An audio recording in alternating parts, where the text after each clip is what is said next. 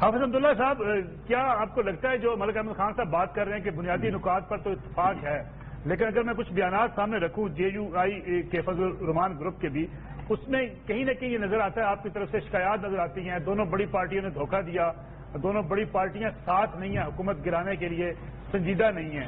کیا اب وہ اعتماد کا جو فقدان تھا وہ بحال ہو چکا ہے اس APC سے پہلے؟ بسم اللہ الرحمن الرحیم. ملک صاحب بہت شکریہ. دیکھیں، ماضی کی جو باتیں ہیں وہ آپ کے سامنے ہیں. ہماری اور اپوزیشن جماعتوں کے درمیان بالخصوص دو لارجسٹ پارٹی اور پیپلز پارٹی اور PMLN کے درمیان شکوے، تحفظات، خدشات JUI کی وہ اپنی جگہ پر وہ تھے، اور برملا ہم نے اظہار بھی کیا، کیونکہ ہم سب بھائی ہے. ایک ہی ملک میں آئین کی بالادستی اور قانون کی حکمرانی، جمہوری اداروں کی استحکام اور پارلیمنٹ کی سپریمیسی کے لیے جدوجہد کر رہے ہیں. ان کی ایک تسلسل ہے، جدوجہد کی ایک سیاسی تاریخ ہے، اور اس جمہوریت کے لیے، آئین کے لیے اور پارلیمنٹ کی سپریمیسی کے لیے ان جماعتوں کی قربانیاں ہیں. کیونکہ یہ جماعتیں جمعہ 8 دن پہلے نہیں بنی ہیں. جمعیت علماء اسلام 7 سالہ تسلسل اور تاریخ رکھتی ہے. ٹھیک ہے. PMLN کی ایک سیاسی تاریخ ہے، پیپلز پارٹی کی ہے. یہ باتیں آتی ہے، جیسے کہ ملک احمد خان صاحب نے کہا کہ پارٹیوں کے درمیان اختلافات ہوتی ہے، کیونکہ نظریات اس لیکن ہم سب سوری میں آپ کو انٹرپٹ کروں گا، اختلاف لفظ بہت چھوٹا ہے. رہبر کمیٹی میں جیسے کہ بات چیت ہوئی، عثمان کاکڑ صاحب نے بھی کہا کہ دونوں بڑی جماعتوں نے دھوکہ دیا. دھوکہ لفظ بہت بڑا سریر لفظ ہے میرے خیال میں ملک صاحب باتیں میں اسی پر آ رہا ہوں.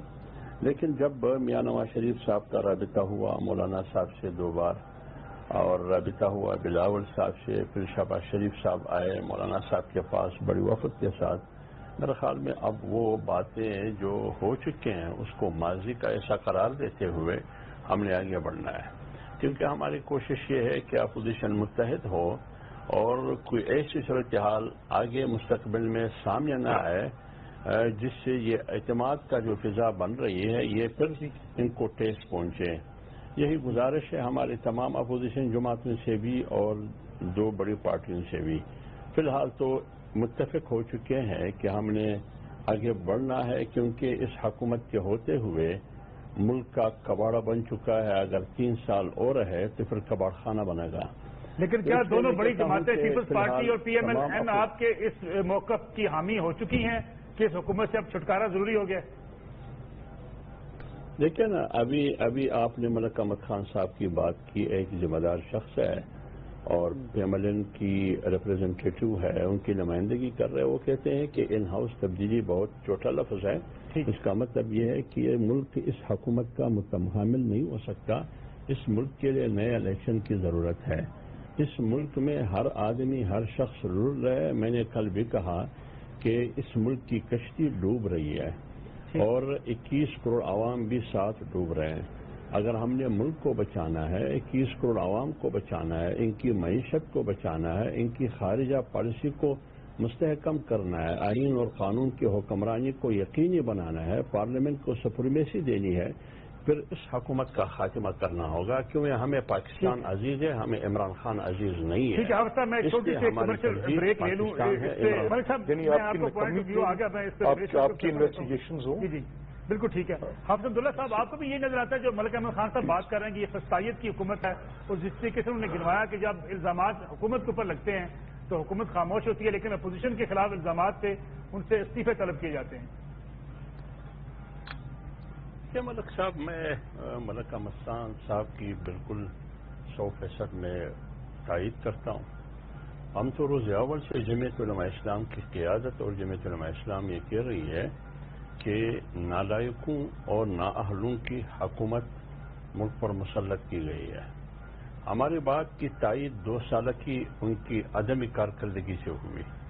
2 سال میں ان کی کارکردگی کیا ہے اس کی تفصیل ہمیشہ میڈیا پر بھی ہمارے جو سیاستدان ہے، اپوزیشن ہے، صحافی حضرات ہے، وہ ان کی بول، ان کی تحریر، ان کی لاجک، ان کی منطق اس حکومت کی ناکامیوں پر ایک داستان ہے، ایک تاریخ ہے. جو بھی میڈیا سے تعلق رکھنے والے صحافی، معتبر صحافی، وہ متی اللہ جان ہو، وہ طلعت حسین ہو، وہ روف کلاسرا ہو، وہ آپ کا عامر متین ہو، جو بھی ہو، یا میر شکیل الرحمان جو کا جو مالک ہے، یہ سارے یہ کیوں ان کی زبان بندی کیوں کی جاتی ہے؟ اپوزیشن میں جو بھی بولتے ہیں ان کو ہتھکڑیاں ڈالا جاتا ہے، ان کو حوالات میں بند کیا جاتا ہے۔ لہذا میں یہ کہہ رہا ہوں کہ ہم، اور دوسری بات یہ کہ ہم نہیں کہتے ہیں، ہم تو پہلے ہی کہہ چکے ہیں کہ یہ نالائقوں اور نااہلوں کی حکومت ہے۔ 3 دن پہلے سپریم کورٹ کی ریمارکس آپ کے سامنے ہے، اسٹیٹمنٹ انہوں نے کہا کہ اس حکومت میں نہ حکومت کرنے کی قابلیت ہے، نہ اہلیت ہے، نہ صلاحیت ہے۔ یہ تو مولانا فضل الرحمان کی بات کی ہے، یہ تو بلاول کی بات نہیں ہے، یہ تو میاں شہباز اور میاں نواز شریف صاحب کی بات نہیں ہے، نہ مریم کی بات ہے۔ یہ تو ایک اعلیٰ عدالت کے سپریم کورٹ کے چیف جسٹس کی بات ہے یار۔ خواجہ سعد رفیق کی فیصلے میں انہوں نے کیا کہا؟ اور پھر بات یہ ہے کہ احتساب کی بات کرتے ہیں، کیا اسی سپریم کورٹ نے نہیں کہا نیب کے بارے میں کہ یہ احتساب کے نام پر انتقام ہو رہا ہے؟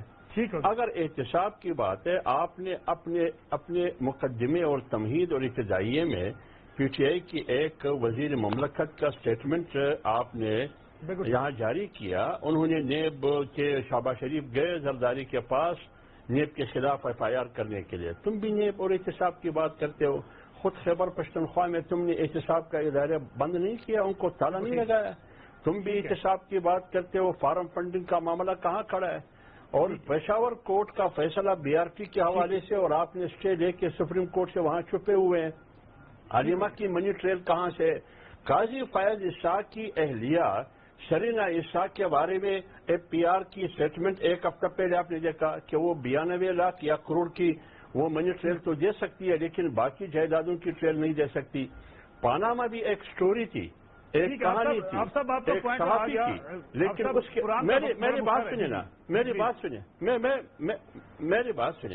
سنیں، اس سٹوری کی بنیاد پر آپ نے ایک منتخب پرائم منسٹر کو فارغ کیا، ان کو پارٹی کی صدارت۔ میں اسی پہ جواب لے لوں آپ صاحب، اگر کیا نہیں ہوا آپ صاحب ڈاکٹر میں ایک بات پوری کروں، میں مختصر بات کر رہا ہوں۔ جی لیکن آج جنرل عاصم سلیم باجوہ صاحب ہمارے لیے محترم ہے، ان کی خدمات کے بھی ہم اعتراف کرتے ہیں، لیکن کیا ایسا جواب ان سے کیوں نہیں اسٹیٹمنٹ سے اس کی ذمہ فارغ ہو جائے گی؟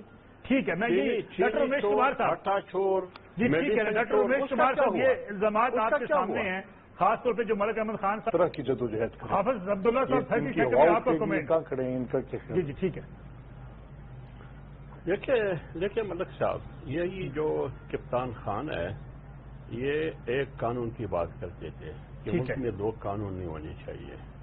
کیا یہ صورتحال جو آپ کے سامنے ہے، سویلین کے لیے ایک قانون اور جو نان سویلین ہے اس کے لیے دوسرا قانون جو ملٹری ہے، تو یہ تو 2 قانون ہیں۔ لہٰذا میں کہہ رہا ہوں کہ یہ بندہ جو براجماع ہے، جو مسلط ہے، یہ ملک کے لیے ایک نحوست بن چکا ہے، اس کا صفایا کرنا ہوگا۔